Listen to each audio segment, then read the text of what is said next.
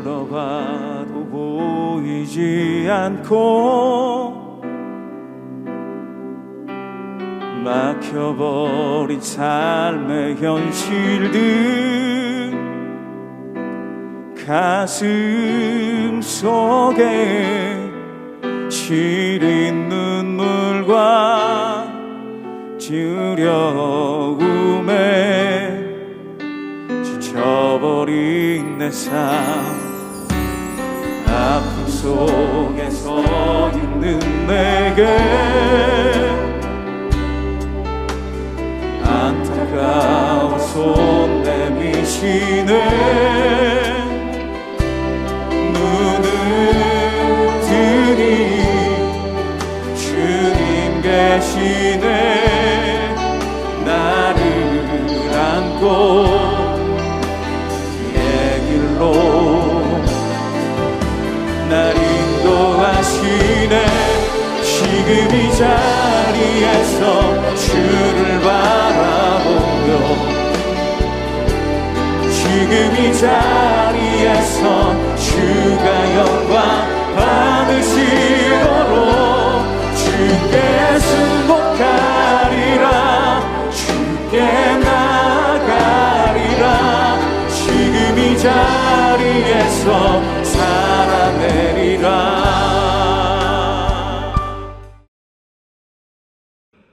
나실인의 법은 이러하니라. 자기의 몸을 구별한 날이 차면 그 사람을 회막문으로 데리고 갈 것이요 그는 여호와께 헌물을 드리되 번제물로 1년 된 흠없는 순양 한 마리와 속죄 제물로 1년 된 흠없는 어린 암양 한 마리와 화목제물로 흠없는 순양 한 마리와 무교병 한 광주리와 고운 가루에 기름 섞은 과자들과 기름 바른 무교전병들과 그 소제물과 전제물을 드릴 것이요 제사장은 그것들을 여호와 앞에 가져다가 속죄제와 번제를 드리고 화목제물로 순양의 무교병 한 광주리를 아울러 여호와께 드리고 그 소제와 전제를 드릴 것이요 자기의 몸을 구별한 나실인은 회막문에서 자기의 머리털을 밀고 그것을 화목제물 밑에 있는 불에 둘지며 자기의 몸을 구별한 나실인이 그의 머리털을 민 후에 제사장이 삶은 순양의 어깨와 광주리 가운데 무교병 하나와 무교전병 하나를 취하여 나실인의 두 손에 두고 여호와 앞에 요제로 흔들 것이며 그것과 흔든 가슴과 밭들 올린 넓적다리는 성물이라 다 제사장에게 돌릴 것이니라. 그 후에는 나실인이 포도주를 마실 수 있느니라.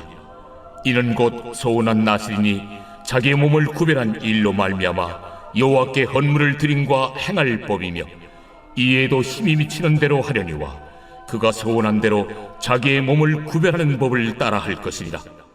여호와께서 모세에게 말씀하여 이르시되 아론과 그의 아들들에게 말하여 이르기를 너희는 이스라엘 자손을 위하여 이렇게 축복하여 이르되 여호와는 내게 복을 주시고 너를 지키시기를 원하며 여호와는 그의 얼굴을 내게 비추사 은혜 베푸시기를 원하며 여호와는 그 얼굴을 내게로 향하여 드사 평강 주시기를 원하노라 할지니라 하라. 그들은 이같이 내 이름으로 이스라엘 자손에게 축복할지니 내가 그들에게 복을 주리라. 사랑하는 성도 여러분, 안녕하십니까? 오늘도 하나님의 말씀과 함께 힘찬 하루가 되시기를 소망합니다. 오늘 우리에게 주신 하나님 말씀은 민수기 6장 13절에서 27절까지의 말씀입니다.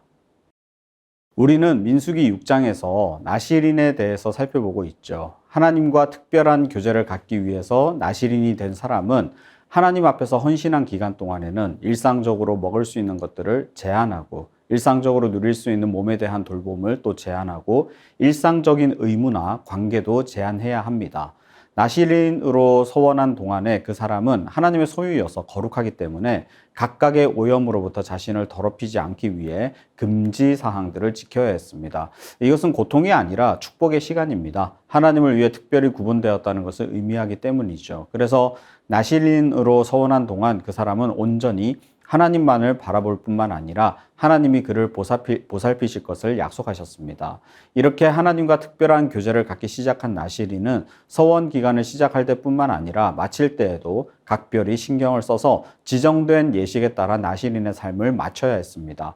13절 상반절에 보시면 나시린의 법은 이러하니라. 자기의 몸을 구별한 날이 차면, 다시 말하면 오늘 본문은 나시린이 서원을 마치면서 지켜야 할 상당히 복잡한 예식 규정을 13절부터 21절까지 제시하고 있습니다. 하나님과 특별한 교제를 누렸으니까 남들이 드리지 않는 예배를 감사의 표시로 드리는 것은 어찌 보면 당연한 것입니다. 그래서 하나님과 특별한 관계만큼이나 예배 절차 또한 특별할 수밖에 없었습니다. 그래서 번제로 바칠 1년 된 흠없는 새끼 순양 한 마리, 그리고 속죄 제물로 바칠 1년 된 흠없는 새끼 암양 한 마리, 마지막으로 화목 제물로 바칠 흠없는 순양 한 마리, 이 외에도 누룩을 넣지 않은 고운 밀가루에 기름을 섞어 만든 빵, 누룩을 넣지 않고 겉에 기름을 발라 만든 속빈 과자, 곡식 제물, 그리고 부어드리는 제물이 필요했습니다. 여기서 재밌는 본문은 18절인데요. 자기의 몸을 구별한 나시린은 회막문에서 자기의 머리털을 밀고 그것을 화목제물 밑에 있는 불에 둘지며, 자, 제사장이 번제와 속죄제를 드린 다음 나시린은 그동안 자랐던 머리를 깎아 제단에서 태우도록 넘겨줍니다. 나시린으로 사는 동안 전혀 자르지 않았던 머리카락을 잘라 제물로 바침으로써 서원 기간이 성공적으로 끝났음을 암시하는 것이죠. 자른 머리를 기념품으로 소장하지 않고 모두 태우는 것입니다. 이것은 하나님과 서원자 사이에 있었던 일은 그 사이에서 끝나야지, 이것이 일종의 종교적 이력이 되어서는 안 된다라는 사실을 의미합니다.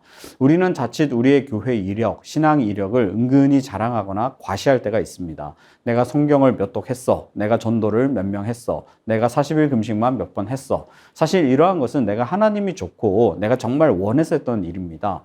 성경을 부지런히 읽고 기도하면서 때로는 필요에 따라 금식 기도도 하면서 하나님과의 특별한 관계, 친밀한 교제를 나누며 세상이 줄 수 없는 기쁨과 평안을 누렸기 때문에 한 거죠. 그렇다면 이것은 내가 그냥 좋고 원해서 자연스럽게 한 것이지 타인에게 자랑할 내용이 아닙니다.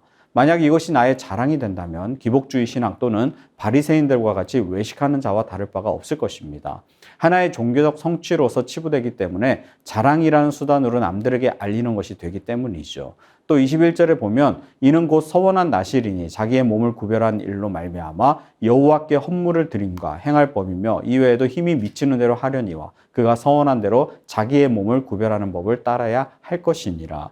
이 외에도 나시린이 추가로 서원한 제물이 있다면 이때 모두 반드시 드려야 합니다. 그런데 우리는 이런 생각을 해볼 수가 있어요. 만약에 나시린 중에 가난한 자, 또 서원 기간 동안에 갑자기 경제 사정이 악화되어서 그 사람들이 제물을 드릴 수가 없을 때 어떻게 해야 하는가입니다.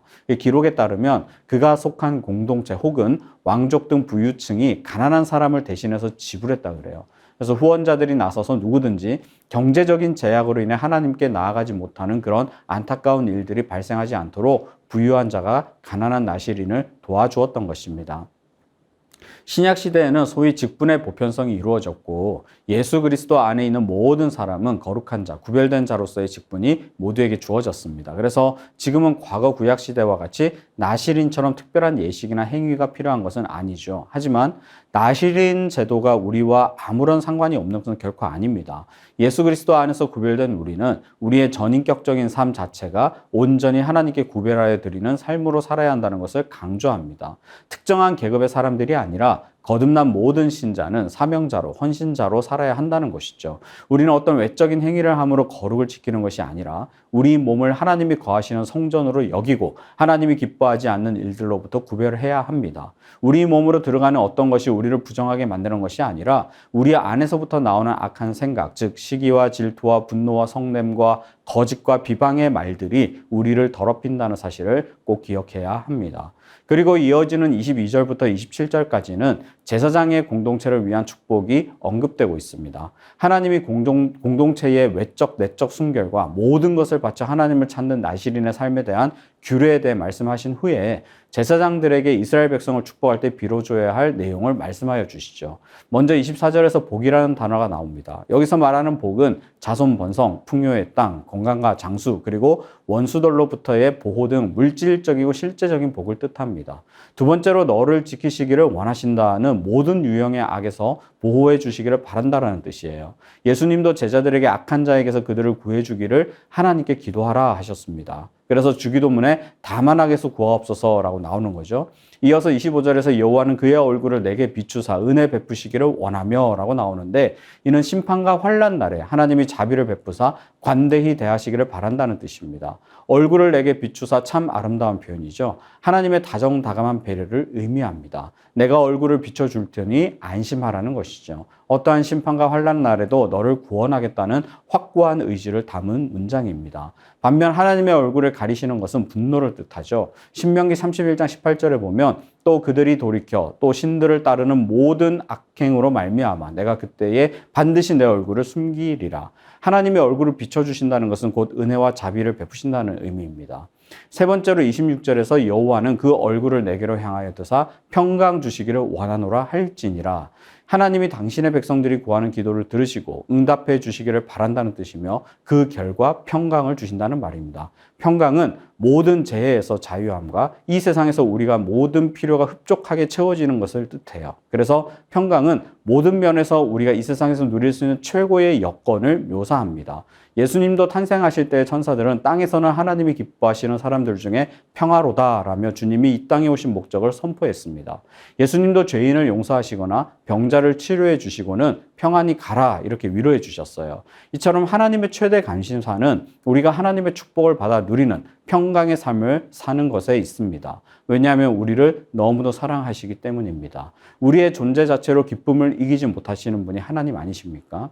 22절부터 27절까지 주신 축복이 저와 여러분의 삶에 가득 넘치기를 소망합니다. 꼭 기억하십시오. 여호와께서 베푸시는 축복을 받는 자는 바로 너입니다. 바로 우리죠. 예수 그리스도 안에서 하나님의 자녀가 되는 권세를 받아 누리는 바로 저와 여러분이심을 잊지 마시기 바랍니다. 그렇기 때문에 우리는 하나님이 마음껏 우리를 축복하시도록 기쁘게 헌신해야 할 것입니다. 하나님은 사랑의 헌신으로 살아가는 백성에게 복을 약속하셨습니다. 사랑의 헌신과 축복의 선순환이 주의 백성이 살아가는 방식입니다. 이 세대를 본받지 않고 선하신 뜻을 따라 몸을 산 제물로 드리는 영적 예배를 드리며 이 땅에서 하나님이 허락하신 평강, 샬롬을 받아 누리며 저와 여러분의 인생 그리고 우리 가정과 자녀 손에게 하나님의 풍성한 은혜가 흘러가는 축복을 모두가 누리시기를 소망합니다. 이 시간 주신 말씀 기억하며 기도 제목 함께 읽고 기도하겠습니다. 날마다 성령 충만하여 주님의 기쁘신 뜻대로 행하며 살아가는 참된 예배자가 되게 하소서. 나와 우리 가정이 평생 여호와만을 경외함으로 하나님이 주시는 복을 누리며 평강의 삶이 되게 하소서. 우리가 간절히 소원하는 것들이 하나님의 뜻과 섭리 가운데 이루어지게 하소서. 다 같이 기도하시겠습니다.